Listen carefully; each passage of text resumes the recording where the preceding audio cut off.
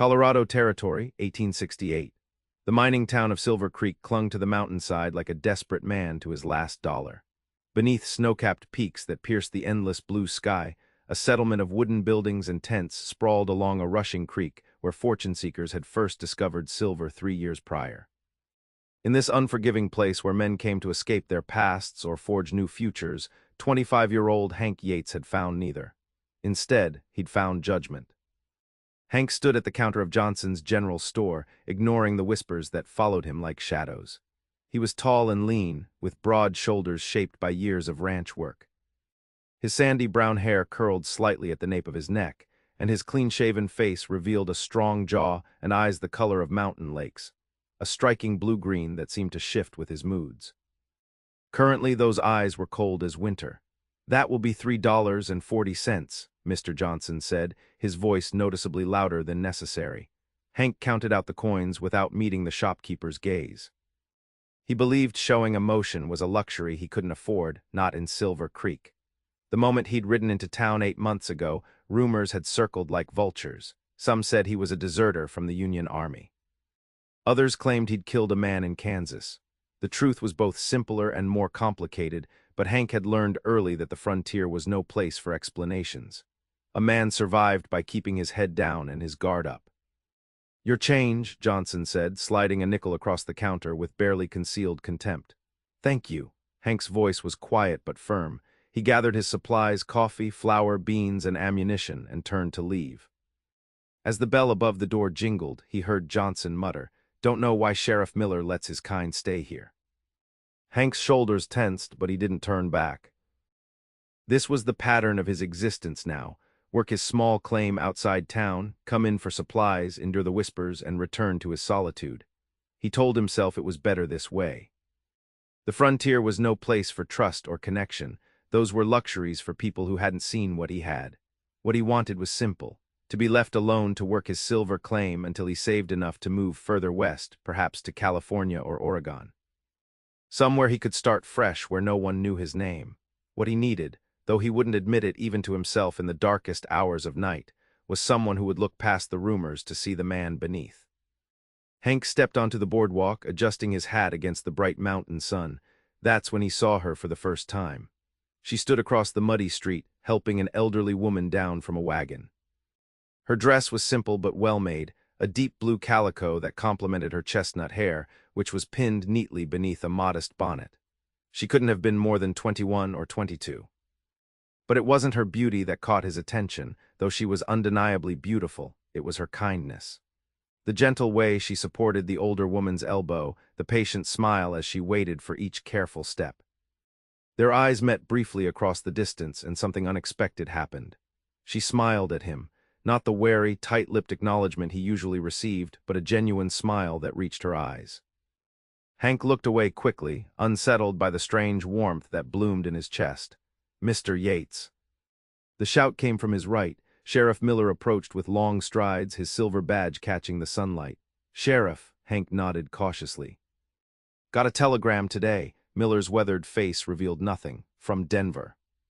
Hank's heart hammered against his ribs. "Is that so?" "Seems someone's been asking about you." The sheriff studied him. "Man named Garrett says he has business with you." The name hit Hank like a physical blow. Matthew Garrett. The past he'd tried to outrun had found him. "Thank you for letting me know," Hank managed, his voice steady despite the cold dread spreading through him. "He coming here for friendly reasons?" Miller asked, eyes narrowed. "No, sir, I expect not." The sheriff nodded slowly. "I keep peace in this town, Yates. I don't much care what happened before you got here, but I won't have trouble." "Neither will I, Sheriff," Hank said quietly. "Neither will I." As Miller walked away, Hank felt the weight of his past pressing down on him more heavily than his pack of supplies. He glanced across the street again, but the young woman was gone, and with her, that brief moment when he'd felt something other than wariness. It was for the best. Matthew Garrett's arrival meant Hank's time in Silver Creek was coming to an end, one way or another.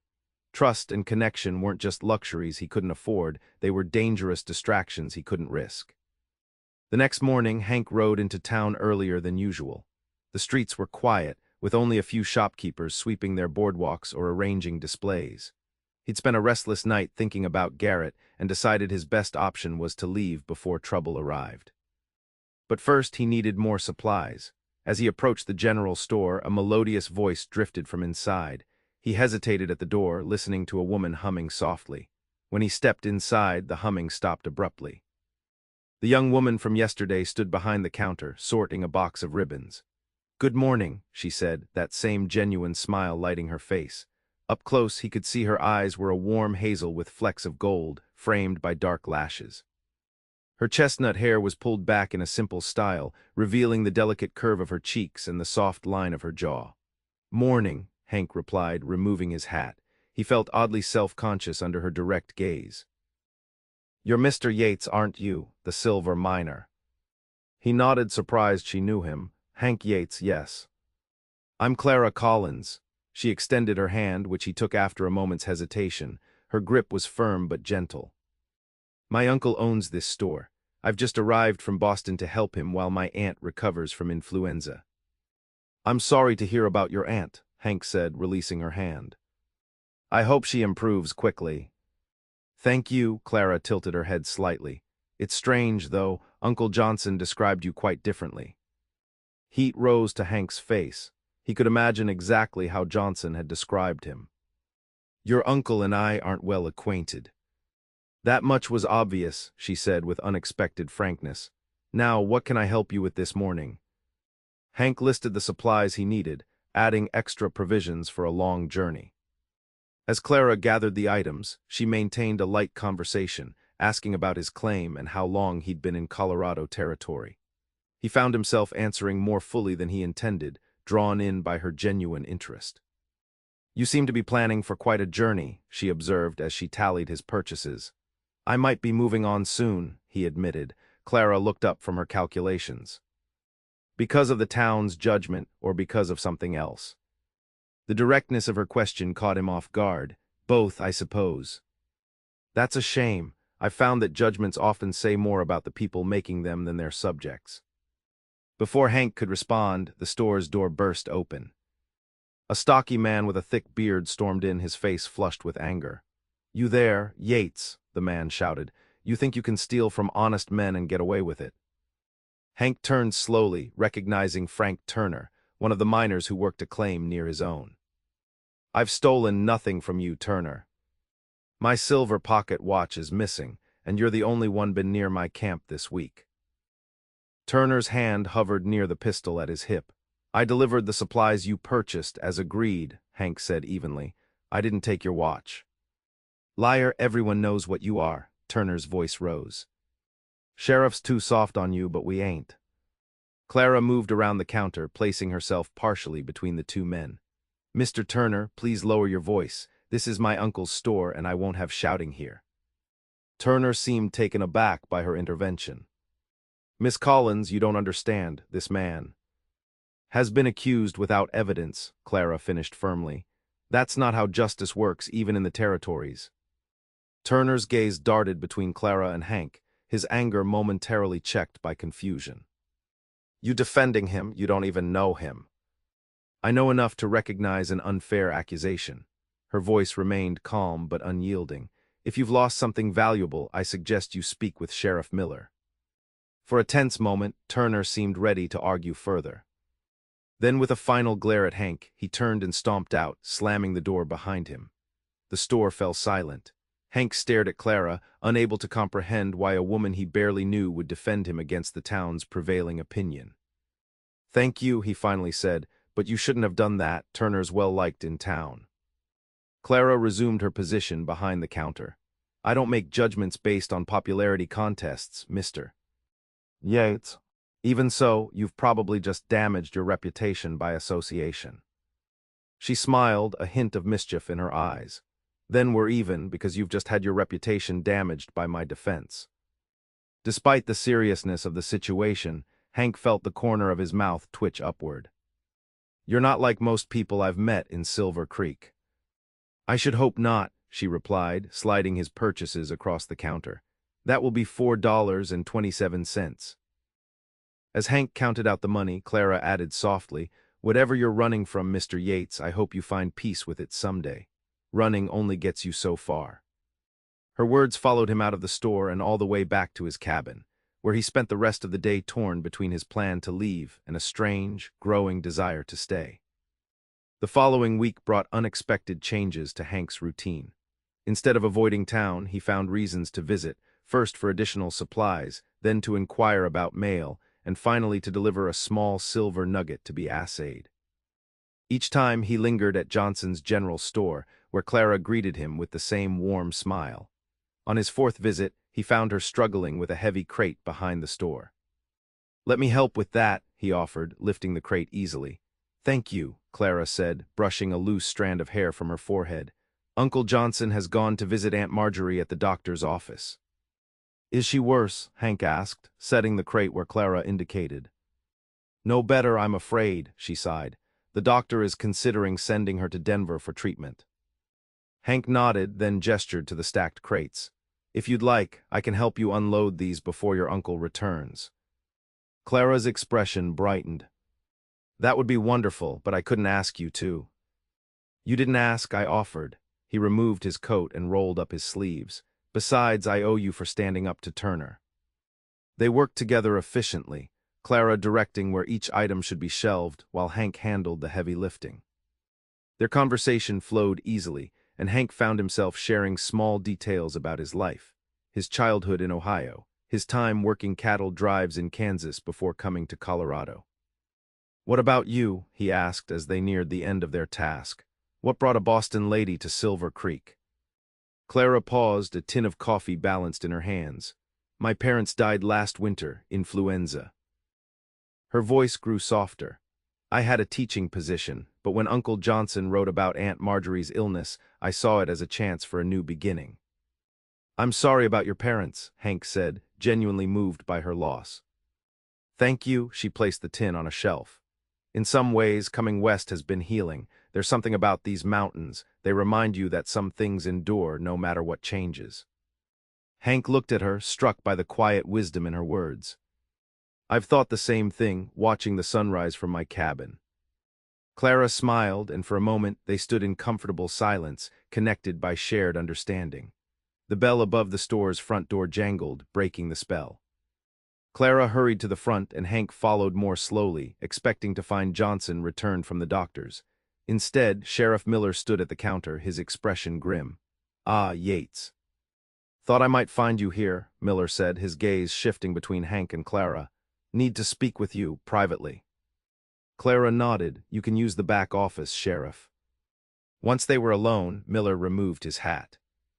"Garrett arrived in Denver 3 days ago. He's been asking questions, showing your picture around." Hank's stomach tightened. "How long before he reaches Silver Creek?" "Week, maybe less." The sheriff studied him carefully. "Time to tell me what this is about, Yates. Why is this man hunting you?" Hank hesitated, then decided the truth, or part of it, was necessary. "During the war, I served in the Union Army with his brother, James. We were friends." "Good friends. And James died at Gettysburg, took a Confederate bullet meant for me." Hank swallowed hard against the memory. "Matthew Garrett blames me for his brother's death, says I should have been the one who died." Miller's eyes narrowed. "That the whole story?" "Isn't that enough?" Hank countered. The sheriff replaced his hat. "I'll give you a choice, Yates. Leave town before Garrett arrives or stay and let me handle it legally. But if you stay, there'll be no gunplay in my town. Understood?" "Yes, sir." After Miller left, Hank stood motionless, weighing his options. The sensible choice was clear: pack up, abandon his claim, and move on as he'd planned.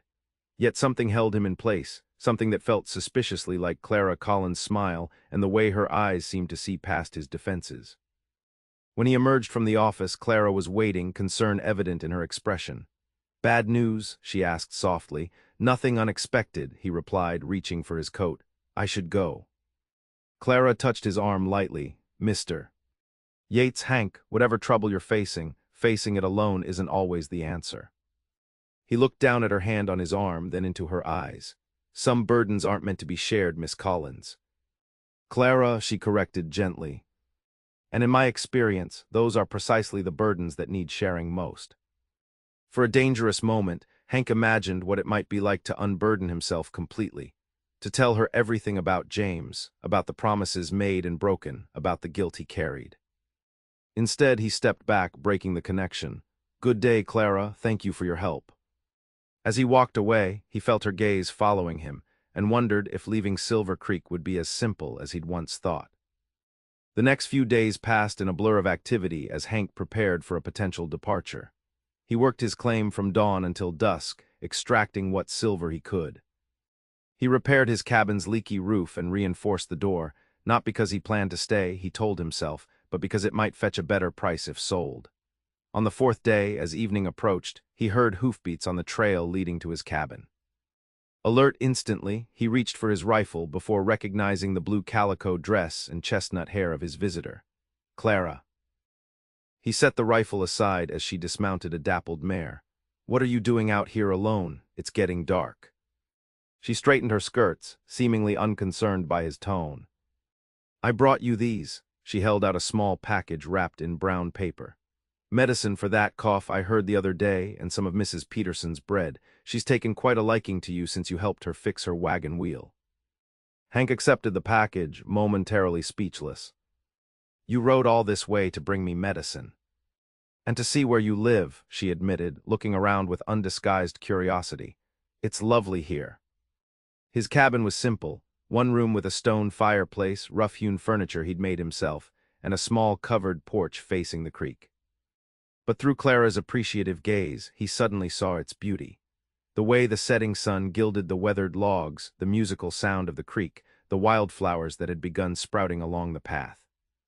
"Would you like to come in?" he offered, then quickly added, "for coffee before you ride back. It's not proper for you to be here, but—" "I'd love some coffee," she interrupted with a smile. "And I left a note telling Uncle precisely where I'd gone, so propriety is somewhat preserved." Inside, Hank lit the lamp and stoked the fire, acutely aware of Clara's presence as she moved around the cabin, examining his books and the small wooden carvings he sometimes made during long winter evenings. "You're an artist," she said, holding a carving of an eagle. "Just a hobby," he demurred, setting the coffee pot to boil. "A man of hidden talents." She placed the eagle back on the shelf. "What else don't I know about you, Hank Yates?" The question hung between them, laden with unspoken meaning. Hank turned to face her, struck again by how she seemed to belong here in his cabin, with lamplight warming her features. "Why did you really come here, Clara?" he asked quietly. She met his gaze steadily. "Because I think you're planning to leave, and I wanted to ask you to stay." "You don't know what you're asking," he shook his head. "There's a man coming to town who means me harm." "Sheriff Miller mentioned a man named Garrett." Clara stepped closer. "He said it had something to do with the war." Hank's surprise must have shown on his face because she quickly added, "The sheriff is concerned about you more than he lets on." "The concern is misplaced," Hank said firmly. "Garrett has reason for his anger." "Tell me," Clara urged softly, "please." Perhaps it was her gentle insistence, or the weight of carrying the story alone for so long, but Hank found himself speaking words he'd never shared with anyone in Silver Creek. "I served with James Garrett, Matthew's younger brother, in the 27th Ohio Infantry. We became friends quickly, the kind of friendship that only forms when you're facing death together." Hank moved to the window, gazing out at the darkening landscape. "At Gettysburg, our unit was positioned along Cemetery Ridge. The fighting was brutal. During one Confederate charge, James spotted a sharpshooter taking aim at me. He pushed me down and took the bullet himself." Clara's quiet gasp barely registered as the memories flooded back. "He died in my arms," Hank continued, his voice thick. "His last words were asking me to tell his family he died bravely, and to give his pocket watch to his brother, Matthew." "And did you?" Clara asked softly. "I tried." Hank turned back to face her. "After the battle, I was promoted to lieutenant for bravery, bravery that cost James his life. When I finally got leave 6 months later, I traveled to their family home in Missouri with his personal effects and the watch." The coffee pot began to bubble, but neither of them moved. "Matthew was there and their parents. I told them how James died saving me, gave them his letters and the watch." Hank's voice dropped lower. "But Matthew didn't want to hear that his brother died a hero. He wanted someone to blame. He accused me of cowardice, said I should have been the one to die." That's not fair, Clara protested. Maybe not, but grief rarely is. Hank removed the coffee pot from the fire, needing the distraction. I left that day, but Matthew swore he'd find me someday. After the war ended, I heard he was looking for me.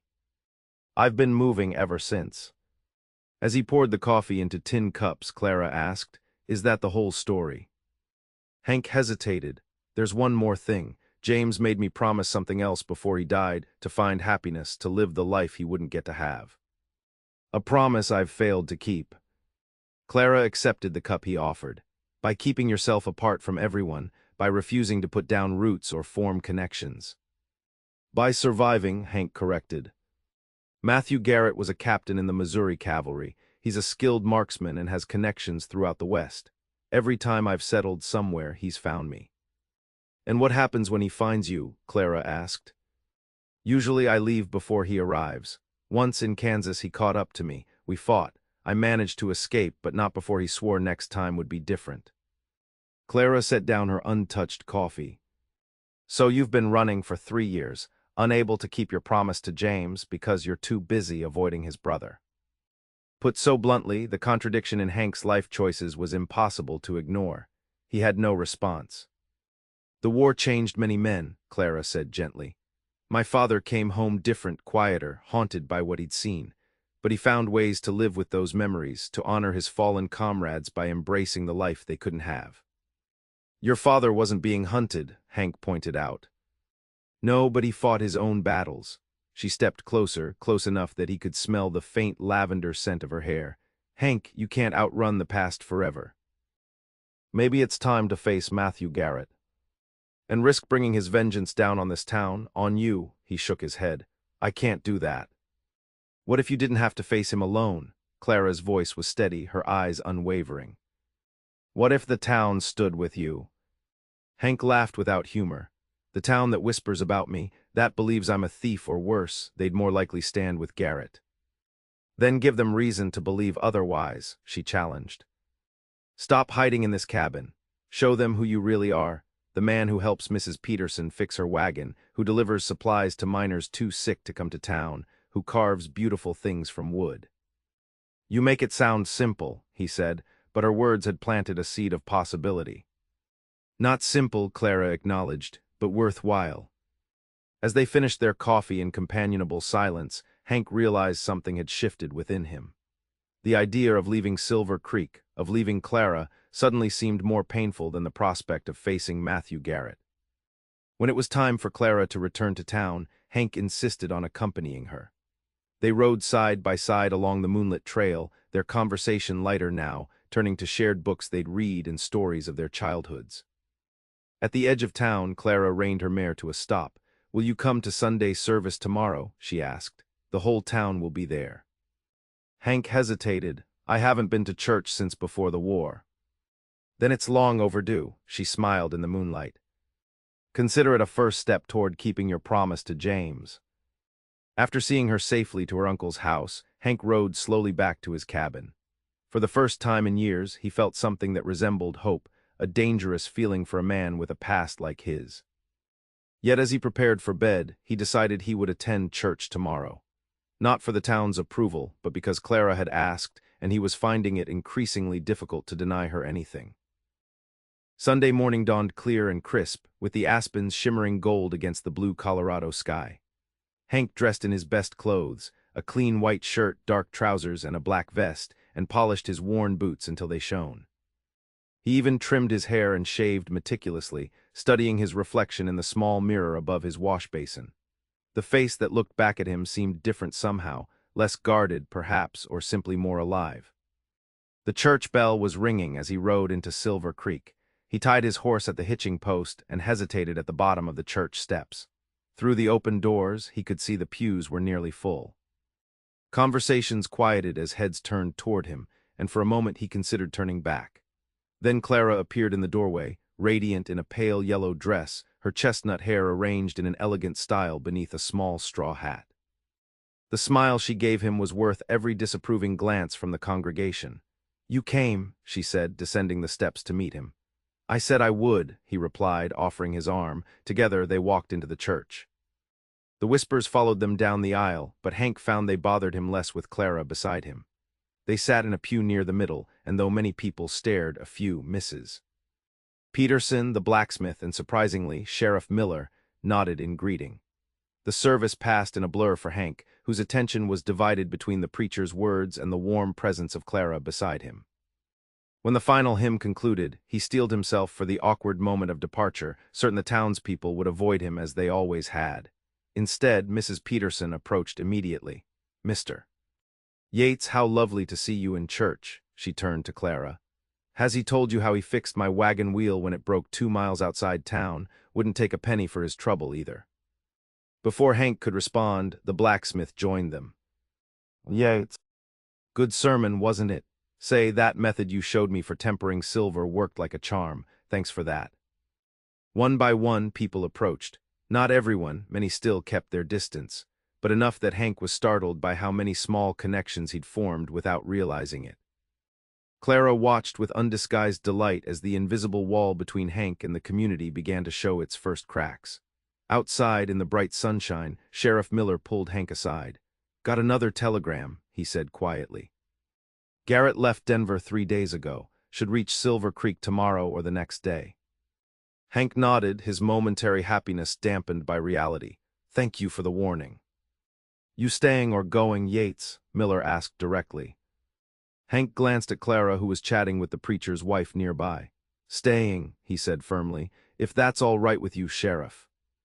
Miller studied him for a long moment. "It's your right as a citizen of this town. Just remember what I said about gunplay." "I remember." As the sheriff walked away, Clara rejoined Hank. "Everything all right?"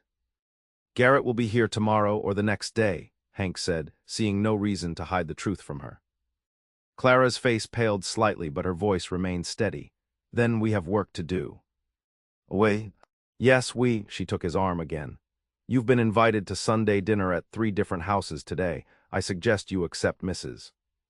Peterson's invitation. She's the biggest gossip in town, and if you win her over completely, half your battle is won." Hank found himself smiling despite the looming threat. "And the other half?" "Leave that to me," Clara said with a determination that both worried and warmed him. The next 24 hours transformed Hank's relationship with Silver Creek, after a pleasant dinner with Mrs. Peterson, during which he found himself sharing stories of his time in the Union Army. He spent the evening at the saloon, where for the first time he was invited to join a poker game rather than drink alone. Sheriff Miller was among the players, and by the end of the night, Hank had won a modest sum and gained a measure of respect from men who'd previously avoided him.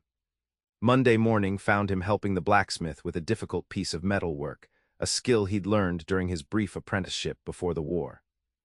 Word spread quickly that Yates was handy with tools and willing to lend a hand, and by afternoon, he'd assisted with a broken axle on the stagecoach and repaired a leak in the roof of the schoolhouse. Clara, true to her word, had been busy as well. Hank caught glimpses of her moving from shop to shop, engaged in earnest conversation with the town's most influential residents. When they finally met at the general store late in the afternoon, she was practically glowing with accomplishment. "You look pleased with yourself," Hank observed as he helped her arrange a display of canned goods. "I am," she admitted. "I've been setting the record straight about a certain silver miner who's been misunderstood." "Clara," he began, concerned about what she might have revealed. "Don't worry," she assured him. "I only shared what you've already shown through your actions, that you're an honorable man who served his country bravely and now deserves the chance to build a peaceful life." Before he could respond, the store's door burst open. Frank Turner stood there, his expression a mix of shame and urgency. "Yates," he said breathlessly, "found my watch. It was under my bunk all along. I came to apologize and to warn you there's a stranger asking about you at the saloon." Mean-looking fellow with a cavalry bearing.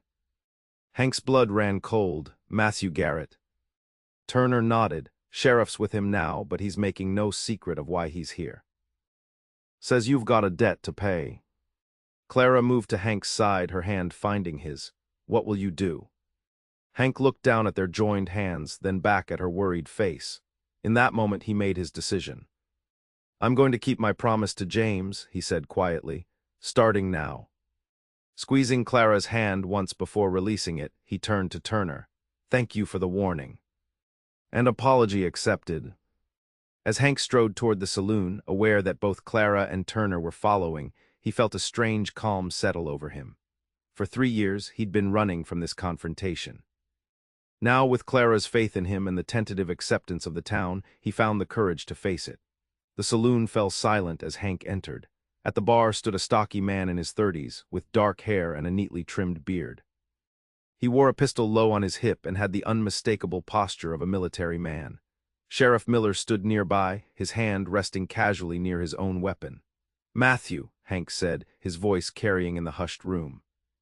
Garrett turned slowly, his eyes narrowing as they fixed on Hank. "Lieutenant Yates finally stopped running, I see." "Yes," Hank remained at the entrance, making no move toward his gun. "I think we're overdue for a conversation." "A conversation?" Garrett's laugh was harsh. "My brother is dead because of you and you want to talk." "James died saving my life," Hank said evenly. "That was his choice. A brave choice made by a brave man." "A choice he never should have had to make." Garrett's voice rose. "You were his lieutenant, you were supposed to protect him." The pain in Matthew's accusation struck Hank like a physical blow. For years he'd carried the same guilt, the belief that he'd somehow failed James, but Clara's words about honoring the fallen by living fully echoed in his mind. "You're right," Hank acknowledged, surprising Garrett. "I was his lieutenant, and I failed to protect him. Not a day goes by that I don't wish I could change what happened, but James wouldn't want this, Matthew. He wouldn't want his death to cause more death." "Don't tell me what my brother would want." Garrett's hand twitched toward his pistol. Sheriff Miller straightened. "Gentlemen, I remind you that I don't allow gunplay in my town." Hank took a careful step forward. "Before he died, James made me promise something. He asked me to tell you he died bravely and to give you his watch. I fulfilled that promise in Missouri, even though you didn't want to hear it." Garrett's jaw tightened, but he didn't interrupt. "He also made me promise to live, to find happiness, to build the life he would never have." Hank's voice grew stronger. "For 3 years, I've broken that promise by running from you. That ends today." A tense silence filled the saloon. Then, unexpectedly, Clara stepped forward from behind Hank. "Mr. Garrett," she said, her voice gentle but firm. "My father served in the war as well. He came home, but many of his friends didn't. He said the greatest honor we can pay to those who fell is to live well in the freedom they purchased with their lives." Matthew's gaze shifted to Clara, his expression softening almost imperceptibly. "And who might you be, miss?" "Clara Collins. I'm a friend of Mr. Yates." "A friend," Matthew repeated, looking between them with new understanding. "James always did say Yates had a way with the ladies." The comment, delivered without the previous venom, hinted at a potential thaw. "Your brother saved my life," Hank said quietly. "I owe him everything. Let me honor his sacrifice by keeping my promise to him, by living the life he wanted for me." For a long moment, Matthew stood motionless, internal conflict evident in his features. Then slowly he removed his hand from near his pistol. "James always was a better man than either of us," he said finally. "Maybe it's time I honored him properly too." The collective tension in the room eased as Sheriff Miller stepped forward. "Mr. Garrett, may I suggest you and Mr. Yates continue this conversation privately? My office is available." Matthew nodded curtly. "Lead the way, Sheriff." As Hank moved to follow them, Clara caught his arm. "Be careful," she whispered. "I will," he promised, briefly covering her hand with his own. "Wait for me." Her smile was answer enough. The conversation in Sheriff Miller's office lasted well into the evening. Matthew's anger hadn't disappeared, but it had evolved into something more complex, grief mixed with reluctant understanding. Hank shared stories about James that Matthew had never heard, moments of courage and compassion that painted a fuller picture of the brother he'd lost. In return, Matthew spoke of their childhood, of the letters James had written home full of admiration for his lieutenant. "He mentioned you in almost every letter," Matthew admitted grudgingly. "Said you were the kind of officer men would follow anywhere." As night fell, they reached an uneasy truce. Not forgiveness, that might never come completely, but an acknowledgement that James's memory deserved better than endless hatred. "I won't come after you again, Yates," Matthew said as they prepared to leave. But don't expect me to wish you well, either. Fair enough, Hank replied, extending his hand. After a moment's hesitation, Matthew shook it briefly. When Hank emerged from the sheriff's office, he was surprised to find Clara still waiting, seated on a bench outside despite the cool evening air. You didn't have to wait, he said, joining her on the bench. I wanted to, she studied his face anxiously. How did it go? Better than I expected. He's leaving tomorrow. We've made our peace as much as possible. Clara's relief was palpable. I'm glad. They sat in comfortable silence, watching as the town settled into nighttime quiet. Stars appeared overhead, brilliant in the clear mountain air. Hank felt lighter than he had in years, as though a great weight had been lifted from his shoulders. What will you do now? Clara asked softly. Keep my promise to James, Hank replied, turning to face her. Start living instead of just surviving.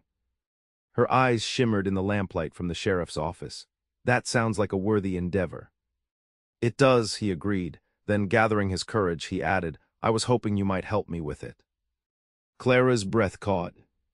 How would I do that? By allowing me to court you properly, Hank said, his heart pounding. If you're willing. Her smile bloomed slowly, lighting her entire face. I think I'd be willing to consider it, Mr.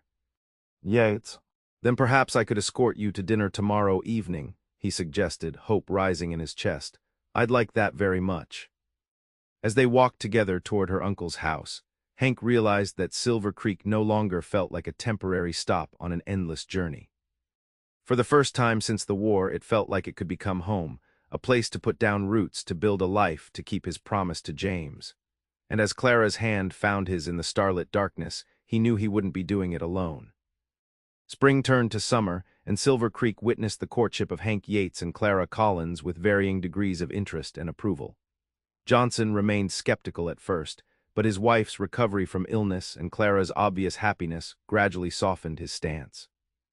By midsummer, when Hank's silver claim began producing consistently, even Johnson had to admit that perhaps he'd judged the young man too harshly. Hank threw himself into both his mining work and community involvement with newfound energy. He joined the town council, contributed to the building of a new schoolhouse, and even taught some of the local children how to carve wood during weekend gatherings. The whispers that had once followed him transformed into greetings and invitations to social events. For Clara, watching Hank's transformation from isolated outsider to respected community member brought a joy that deepened her growing love for him. She continued helping at the store, but also began teaching at the newly completed schoolhouse, fulfilling her original calling while building a life in Silver Creek. Their courtship progressed with proper decorum but undeniable passion. Chaperoned picnics by the creek, dances at community gatherings, and long conversations on her uncle's porch became the framework of their relationship.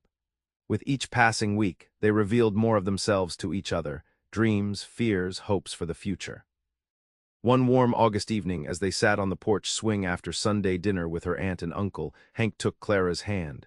I've been thinking about expanding my cabin, he said casually. Adding another room, perhaps a proper kitchen.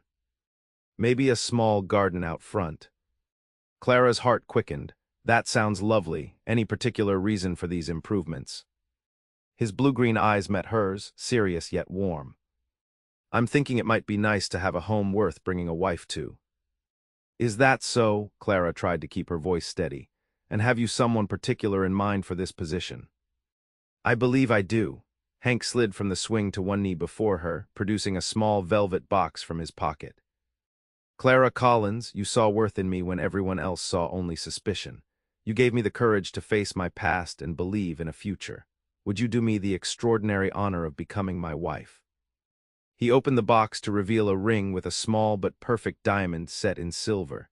Silver he'd mined himself and had crafted by the town jeweler. Tears of joy welled in Clara's eyes. Yes, she whispered, then louder, yes, Hank Yates, I will marry you. As he slipped the ring onto her finger and sealed their engagement with a tender kiss, Clara knew that both of them had found what they'd been seeking, not just love, but a place to belong, to heal, to build a future. Their wedding took place in October, when the mountains blazed with autumn colors. The entire town attended, filling the small church to capacity. Sheriff Miller served as Hank's best man, while Mrs. Peterson, now one of Clara's dearest friends, stood as her matron of honor. As Clara walked down the aisle in a gown of ivory silk, her eyes fixed on Hank's waiting figure, she saw the journey that had brought them to this moment, from judgment and isolation to acceptance and love. His expression as she approached told her everything she needed to know about their future together. The minister's words echoed through the church. "Dearly beloved, we are gathered here today to join this man and this woman in holy matrimony." Hank and Clara spoke their vows with clear voices and full hearts, promising to love and cherish each other through all of life's challenges. When Hank gently lifted Clara's veil and kissed her as his wife for the first time, the cheers and applause from the congregation reflected how completely Silver Creek had embraced them both. At the reception in the town square, amidst laughter, dancing, and celebration, Hank pulled Clara aside for a moment of privacy. "I received a letter yesterday," he said quietly, "from Matthew Garrett." Clara's eyes widened in surprise. "What did he say?" "He wished us well," Hank replied, still somewhat amazed. "Said James would be pleased to know I kept my promise." Tears shimmered in Clara's eyes. "He would be proud of you, Hank, as am I."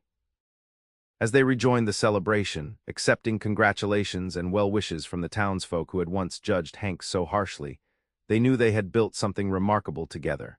Not just a marriage, but a place in a community, a future filled with possibility. That night, as they stood on the porch of their expanded cabin, now a proper home adorned with wedding gifts and personal touches, Clara leaned into her husband's embrace. "Welcome home, Mrs. Yates," Hank whispered against her hair. "It's perfect," she replied, gazing at the silver moon rising above the mountains. "Everything we've dreamed of." "Everything and more," he agreed, turning her gently to face him. "You made me brave enough to stand against judgment, to face my past, to believe in a future. I'll spend the rest of my life trying to be worthy of that gift." "You already are," Clara said, rising on tiptoe to kiss him. "You always were." As they crossed the threshold into their home and their new life together, the walls that had once sheltered a lonely man now embraced a family beginning. A testament to love's power to heal, transform, and create something beautiful from the harshest circumstances of the wild frontier. In the years that followed, Silver Creek would witness the growth of that love as Hank and Clara Yates built their life together. Children playing in the yard of their expanded home, a profitable silver mine that employed many townspeople, community celebrations, and shared sorrows. But no matter what changes came, the town would remember how a young woman's belief in one man's worth had transformed not just his life, but the heart of the community itself. And Hank, whenever he watched the sunrise from their porch with Clara beside him, knew with absolute certainty that he had kept his promise to James in the fullest possible way. By living a life filled with love, purpose, and belonging in the shadow of the Colorado mountains.